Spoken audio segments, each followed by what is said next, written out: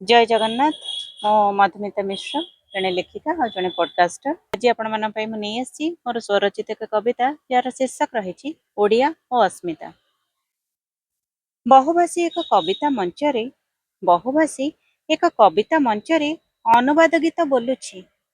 पड़ोशी भाषार रचना को शुणी ताली मारी खुशी होउछि। तथापि ओडिया बंचिछि अस्मितार कथा कहूछि। ଯାତ୍ରାର ପେଣ୍ଡାଲ ସଜିଛି ଯାତ୍ରାର ପେଣ୍ଡାଲ ସଜିଛି ଲୋକକଳା ଉଚ୍ଚ ହେଉଛି। ଓଡ଼ିଆ ନାଟକ ଭିତରେ ପଶିକି ବିଦେଶୀ ଉଦଣ୍ଡେ ନାଚୁଛି।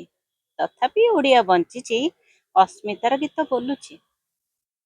ଦେବୀ ହୋଇ ପୂଜା ପାଇବା ଜାଗାରେ ଭୂମି ପରେ ଲାଜ ହଜୁଛି। ଦେବୀ ହୋଇ ପୂଜା ପାଇବା ଜାଗାରେ ଭୂମି ପରେ ଲାଜ ହଜୁଛି।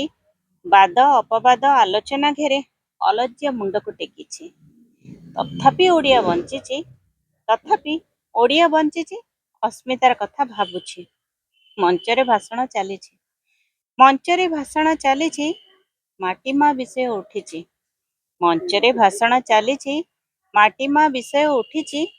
ଓଡ଼ିଆ ଭାଷଣ ଇଂରାଜୀ ହିନ୍ଦୀରେ ଲେଖା ହେଇ ପଢ଼ା ହଉଛି।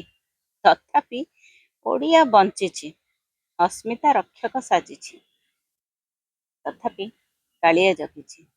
ତଥାପି କାଳିଆ ଜଗିଛି ଓଡ଼ିଶାକୁ ଦୟା କରୁଛି। ତଥାପି କାଳିଆ ଜଗିଛି ଓଡ଼ିଶାକୁ ଦୟା କରୁଛି। ଅନ୍ୟ ଧାମ ଅବା ଅବେଳର ରଥ ଅଚଳ କରି ସେ ହସୁଛି। ଅନ୍ୟ ଧାମ ଅବା ଅବେଳର ରଥ ଅଚଳ କରି ସେ ହସୁଛି। ତେଣୁ ଏ ଓଡ଼ିଆ ବଞ୍ଚିଛି। ତେଣୁ ଏ ଓଡ଼ିଆ ବଞ୍ଚିଛି।